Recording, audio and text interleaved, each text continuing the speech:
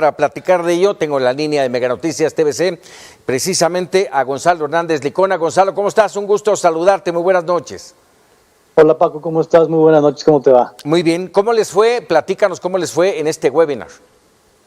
Mira, fue interesante la invitación que nos hizo el Centro Alonso Lujambio junto con Coparmex a hablar del presupuesto 2021. Había cifras y básicamente las cifras y la idea general del presupuesto es que el gobierno propone hacer básicamente lo mismo que ha propuesto en 2018 y 2019, y esto es, por un lado, apuntalar las inversiones prioritarias del presidente, Dos Bocas, Tren Maya, Santa Lucía, y también no aumentar mucho, pero no disminuir programas sociales de transferencia monetaria.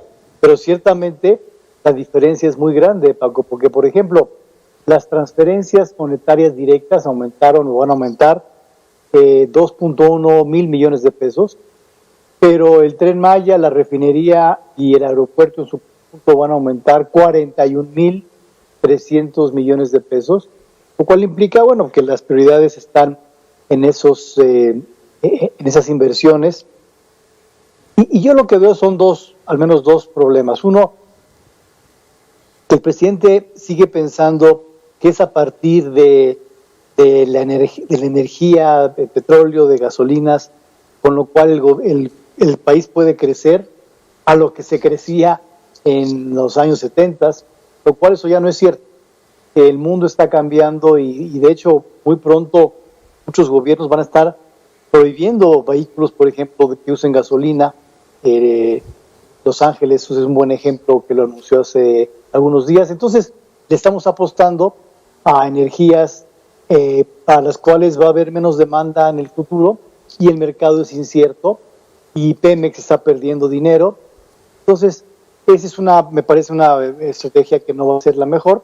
Y luego en el tema de programas sociales, si bien es cierto que se requiere apoyo social en materia de transferencias, lo que no es claro es, uno, cuál es la focalización de esos programas sociales para asegurarnos que van a llegar a la gente más pobre, porque esa focalización no es nada clara por parte del gobierno federal.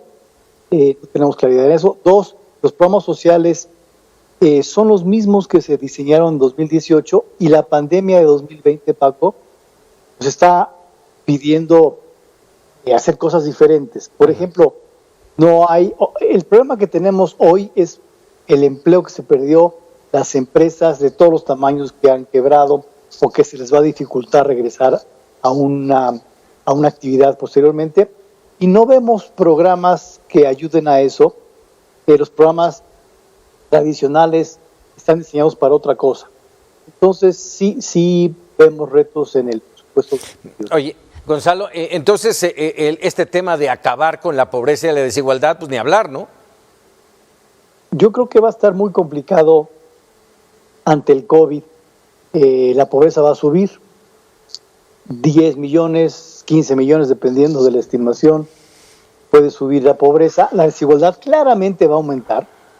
Si ya éramos desiguales antes del COVID, ahora estamos siendo peor en desigualdad.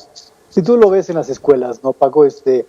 Los alumnos que no tienen a veces ni siquiera luz eléctrica, ya no digas tú un aparato que reciba señal de Wi-Fi o Wi-Fi para poder estar aprendiendo, si bien no igual que antes, pues más o menos, pues esos niños no tienen esa capacidad. Las escuelas a las que van, esos niños no tienen esa capacidad, y en cambio tienes a otros jóvenes y niños que tienen la capacidad de la telecomunicación.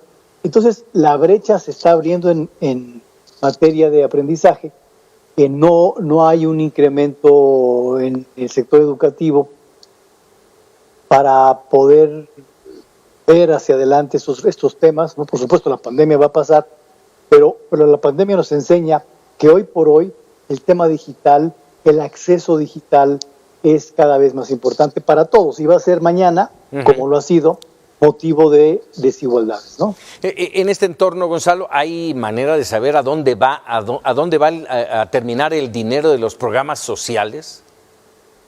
Mira, es posible que una parte vaya a la población, pero requerimos más transparencia para ver efectivamente que esté llegando a la población, que esté llegando de una manera adecuada a la población y que no esté mezclado un tema electoral, ¿no? Como tú sabes, el gobierno, más bien el partido, Morena, tiene a los servidores de la nación, que fueron los que empezaron desde antes de que empezó el gobierno con el censo, y son los que están al frente de repartir los recursos, y que hasta hace poco tenían en la espalda el nombre del presidente, lo cual hacía de la entrega del recurso algo claramente electoral.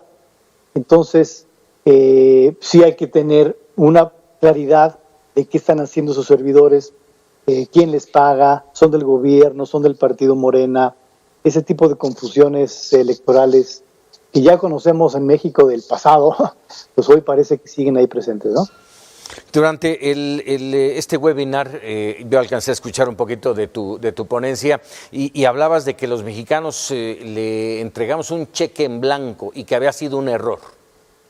Yo creo que a un presidente que no tiene facilidad de escuchar o de cambiar rumbo, o que tiene ideas muy fijas, que a la luz del presente no son siempre las adecuadas, todas al menos, el diálogo es importante y los contrapesos son importantes. Entonces, que está muy bien, el presidente fue elegido con una mayoría importante, pero yo creo que para bien del país y para bien del rumbo del país y para el bien de la democracia, vale la pena regresar a los esquemas en los cuales había una rendición de cuentas que se le pedía al presidente por parte del Congreso, ¿no? Y acuérdate que en los buenos años del PRI, hace muchos años, el mismo partido estaba dominando la presidencia y la Cámara, las dos cámaras, los gobernadores. Entonces era una presencia muy fuerte. Hoy estamos en una situación similar y quisiéramos, ojalá, darle a la democracia este balance que requiere y por lo tanto, por supuesto que el presidente trabaje y sea el presidente hasta el 2024, el último día, ni un día más, eso sí, pero que en el 21 haya una mayor pluralidad, porque yo creo al menos, que con un México tan diverso requerimos pluralidad y requerimos balances de poder. Vaya, déjame hacerte una pregunta, porque hemos hablado mucho a lo largo de las últimas semanas y justamente un poco antes del informe presidencial de este tema del guardadito, de que prácticamente ya se acabó, y mucho de nuestro auditorio nos pregunta, oiga, ¿qué es eso del guardadito y en qué nos afecta? ¿Cómo nos complica el futuro?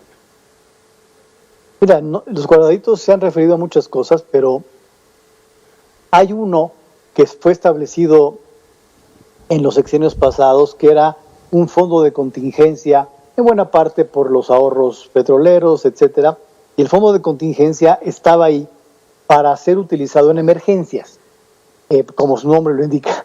Entonces, ese dinero pues ya se lo están acabando en estos últimos 2 años y ya no tendremos, como dijo el secretario de Hacienda, posibilidad de utilizar esos fondos que estaban ahí de protección, de emergencia. Hay fideicomisos que había, unos eran ciertamente no tenían que estar, otros sí tenían que estar, porque eran una forma de las instituciones de afrontar sus actividades, y parecería que lo que está queriendo el gobierno es que ese conjunto de bolsas sea utilizado para los principios, para los beneficios y las inversiones prioritarias de la presidencia, en donde yo insisto, no parece claro que Dos Bocas o seguirle metiendo dinero a Pemex sea la mejor ruta para el dinero escaso que tenemos, ¿no? Claro. Y bueno, se ha gastado y no ha habido emergencias para tomarlo. Claro, o sea, la emergencia era esta. Digamos, esta emergencia del COVID era la emergencia, pero pues ya ni siquiera teníamos mucho dinero para eso. El gobierno no ha querido meterle mucho dinero a tratar de que el empleo se proteja, a tratar de proteger los ingresos que se cayeron de la población. Acuérdate, Paco, 12 millones de personas dejaron su ocupación en el peor momento de la pandemia, y para ellos no hubo este apoyo, hubo cosas bien chiquititas. Entonces, en este gobierno no se ha querido utilizar esas emergencias para esta emergencia, ¿no? Caray, Gonzalo Hernández Licona, como siempre, agradecido de que nos regales unos minutos.